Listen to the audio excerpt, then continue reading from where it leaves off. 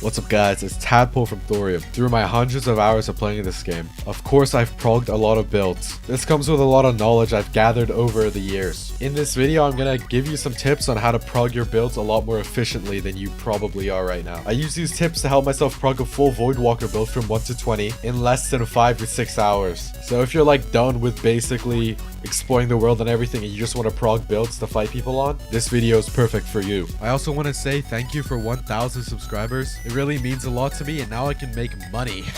Anyway, moving on to the video. We're gonna get these first two out of the way real quick because I already made videos on them. So these are for any high investment charisma, willpower, or intelligence build, use the Scholar. If you want to know more about the Scholar, watch my video. The second one is a Providence Thorns starter weapon. Again, watch my video on it if you want to know more. I'll put them both down in the description, so make sure you have both of these while progging. On to the next tip, count your rare cards. Now this may not seem important, but it really is. I had a guy DM me on Discord about the curve build. He said he got 18 rare cards, and in the build I have 25. Another good thing about picking up as much rare cards as you can is with common cards you can't re-roll them into rare cards. But using the Shrine of Unification, if you do one rare card and one common card, turn it into a mantra, and then use the Shrine of Division, you will get 2 common cards back. But Tadpole, how do I know how much rare cards I need? Use Deepwoken Builder. If you don't know what Deepwoken Builder is, just go to the website and you'll see and know what it is. Get your stats in the builder and then go to the rare card section and just grab every single good rare card you want. After picking everything, you can just go and look at the obtained talents area, and the red number is how much rare cards you want on your build. So again, count your rare cards. If you go too much overboard, just use the shrine to re-roll it. If you get too little rare cards, the build isn't the best it's gonna be, so make sure to count them. Moving on to the next tip, you should do your talent card quests while progressing. Here is how I do mine. First, when you're about to do Trial of 1, head up to Elicris to start the Curiosity quest. Then when you're heading in or heading out, grab the book and then go back up to them and just get the free talent card hand. Since you're still in Mini Tirza, you are pretty near the Songseeker Island. This is when you should head over to the Mind Skipper Cave and do Lucian's Bravery quest to also get the Family Recipe talent. This talent gives you the opportunity to get another talent which gives 5 HP, so it's just another bonus. Now the last one I do is a Compassion quest, while doing Kelsey's quest for a free mantra. I don't do this immediately after the others, I just do it whenever I'm in Isle of Vigils or Etria. Depending on where you are, first start the quest with Nanji or Kelsius, and then head over to the Isle of Vigils if you're in Etria, and Etria if you're in the Isle of Vigils. And since both of the quest's objectives are where the other NPC is, start their objectives and do the other NPC's quest. Then when you head back to your starting point, do the objective of the quest you started in the opposite island, while claiming your rewards for the NPC you first talked to. Go back to the second NPC you talked to and claim their rewards. This way you've done both the Compassion quest and the free mantra card quest, while saving as much time as possible. Now you've basically gotten all the extra talents and mantras you can get. Hopefully it helps, because I've seen a bunch of people do all these quests after they finish their build, and it just takes a lot of time. On to the next. Willpower is basically one of the worst stats to grind. Honestly, I've just gotten so tired of doing it the manual way, be that by eating mushrooms and vomiting or just killing mobs in the depths, that I've just found a way to do it completely AFK. But Tadpole, you can just do it completely AFK by sitting down with the prayer beads. I know, but clicking every 27 seconds is too hard, and I don't want to do it.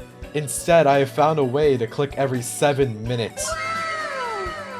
Basically, if you're picking your talent cards, you can't level up any stats. If you use the prayer beads while having a talent card hand you haven't picked, it actually just stacks up willpower training over time. Now I found that with the Scholar on, it'll take 7 minutes for a full 15 points of willpower. So if you're just trying to chill, lie on your bed and watch YouTube, set up a timer for 7 minutes, and every 7 minutes, come back, pick the last talent card hand, use all the 15 points that you've stacked up, leave one talent card hand again, and then AFK for another 7 minutes. Rinse and repeat until you have all the willpower you need. A lot of my builds require 80 willpower, so every time I'm eating dinner or I just want to like chill on my bed and watch Netflix, I use this method so I don't have to get up and click every 26 seconds. Next up is the Widow grind spot. If you didn't know, there's actually a Widow spawn in the depths. The reason why I love this spawn so much is at high level, when you're in the rough parts of just progging and trying to get all the XP you need, this spot gives a good source of XP while being super reliable and consistent. If you get low, you can just hide in the back room and Warriors to Spite, so there's a pretty low risk of dying if you're not playing stupid.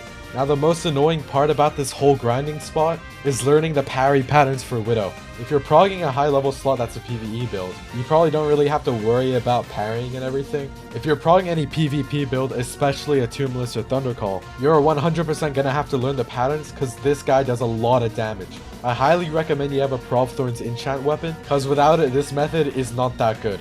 I also want to tell you that if you're not doing the Widow perfectly, you will go insane very fast. So if you're not progging an Insanity build or this bothers you, then go ahead and use other methods to get XP. Also, sometimes the Widow spot can be dangerous with mobs spawning outside. I've wiped some builds to me just walking out of the little door area while being low to Widow, and a mob just camping outside and one-shotting me. This is why you should use the back room, because no mobs can spawn back there, and Widow cannot reach you. You can also train Charisma with a Vision Shaper NPC. And the Diluvian trial area is so nearby. I normally just do all my talent card quests, head straight down to the depths, do Diluvian until I'm level 12, and then go straight to Widow and start grinding them. This allows me to get to power 20 in like 5 to 6 hours on Voidwalker builds. One thing I will say for this spot is if you just started the game, do not grind here. This spot is for people that are experienced in the game and know how to parry basically every mob you can encounter in the depths. Another thing you can do if you're not confident is to bring a friend with you. This makes grinding Widow a lot easier. The only downside to this is you don't get as much XP as you normally would just killing him solo. And for your information, at power 19, I get 1 to 3 points every Widow kill. I rarely get a point, and I normally get 3 points. Now this might not seem like a lot, but putting into retrospect, if it takes 1 minute to kill a Widow and then hop over to the next server, you can probably get from power 19 to 20 in less than 10 minutes. This compared to doing Chaser for like 10 minutes for a measly 4 points. Or if you're not on a Gale or any PvE build doing Ferryman for like 3 minutes, I'd say it's a lot better than both of them. You can also get really good loot here as the chest is pretty big. I've dropped a Crypt Blade and a Sinner's Ash before from these chests, but I will say a big downside to grinding here is getting Corrupted Widow spawns. Corrupted Widows do a lot of damage. They also have around 15,000 HP. In comparison, a normal Widow has 6,000. Unless you're super confident in killing them or a really high level, I recommend just server hopping to the next one. This will probably save more time and be a lot less risky. That's about it for the Widow grinding spot. I really recommend you try this area out for the next build you're progressing. And yeah, moving on to the next one. This is how you can get 15 investment points at any time. Although I recommend this when you're level 20. When you're leveling up, event XP is the most important thing you need. This is why autodidact kind of sucks. Even if you put in the investment points up to the point where you can level up, you'll notice that you're stuck at 0 investment points left. This is because you don't have enough event XP to level up. At level 20, event XP doesn't matter because level 20 is the cap. This is why it's the perfect time to use investment points to get the last 15 that you need on a max slot. To get these last 15 investment points, you can use a Shrine of Courage. The Shrine of Courage is located at the Depths Trial, and in exchange for getting 15 free investment points, you face a harder trial. I wouldn't recommend this to beginners, because in the trial you'll probably have to fight a corrupted or non-corrupted Bonekeeper, King Thresher, or Electric Squibbo, and you will have to fight 2 of the 3 back to back. For those who don't get it, it could be a corrupted Bonekeeper and then a King Thresher, or an Electric Squibbo and then a corrupted Bonekeeper. This is why I said beginners should not do this. A good thing about this trial is that if you ever get low, you can go to the little corners of the Depths Trial and just Warriors of Spite up. This helps make it so you don't have to grind for the last 15 investment points of your power 20 build. And yeah, that was the final tip. Thank you for watching. Subscribe and like if you like this content. Bye bye.